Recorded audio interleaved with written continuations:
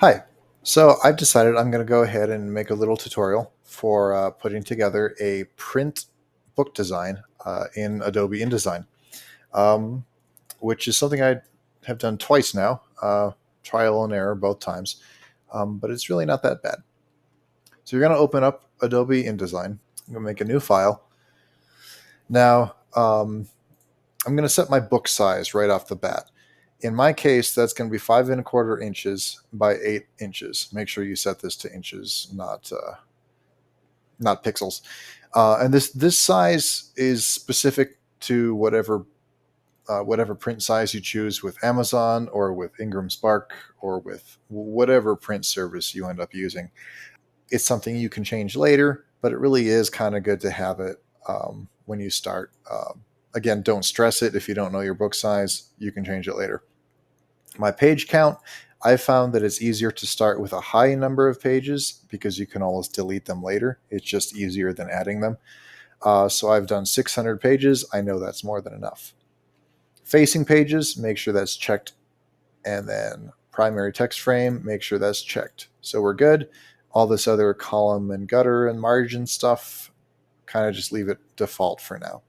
Go ahead and hit create. All right, so here you have your InDesign project file, which is just a whole lot of pages of nothing, 600 pages to be precise.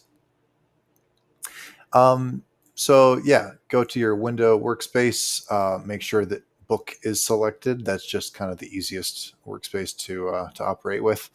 But for now, we're just going to go and insert some text. So here I have a Microsoft Word file with all of the text in my entire book. And this has all been edited and proofread and checked. So I won't be doing any more of that. This is not a tutorial about that wonderfully tedious process. So I just copied that. I'm going to paste it into this text box. Now, obviously, this isn't formatted to be very pretty yet, but we will get there, trust me. So first, you're going to go to your A parent. What this does is it sets up your template for what all your page spreads are going to look like. So as you can see, you have these text boxes here, and they're here because you selected primary text box when you first started the project. What these do is they tell you all the rest of your pages how they're going to behave. So you'll notice if I have this selector tool, I can move these text boxes around. Looks harmless enough until I go to my actual spreads and it has thrown them all off whack. That's not what we want. Could I move these back individually? Sure. Two reasons I don't want to do that. One, that would mean I have to do them all individually, and there's about 500 of them. Second of all, once I do that, it loses sync with all the others, and it will no longer be told what to do by the parents. So I'm going to do undo, edit, undo. So I put them back in their wacky position, go back to my A parents, and put these text boxes back where they belong. So as you can see, everything is now right with the world.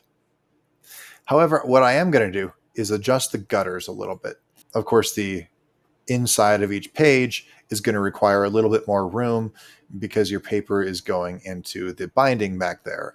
And if you ever read a book and you had to pry the book open in order to see the words on the inside, you'll know why that's a problem.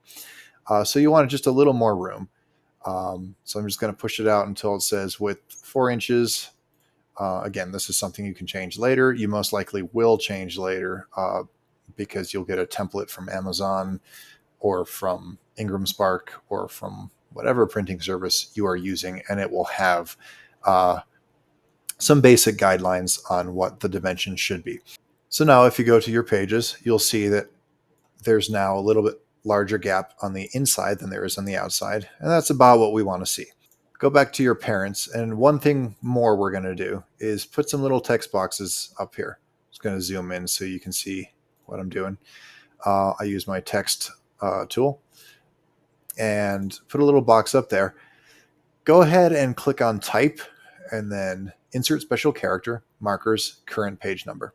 It's going to say A. Don't worry about that. A is just a variable, and it's a placeholder for an actual correct page number, which will show up on each page. I'm going to copy paste that text box. I'm going to put another one over here. I'm going to set it on the edge. This one, I'm going to highlight that text, and I'm going to make sure it's aligned right so that it's in the corner of the page and not in a weird spot. And so as you can see, if I go to these other pages, now they are accurately representing the correct page number. I can scroll up and start with page 1. Prologue page 1, yay. You can move those wherever you want. You can move those text boxes to the center.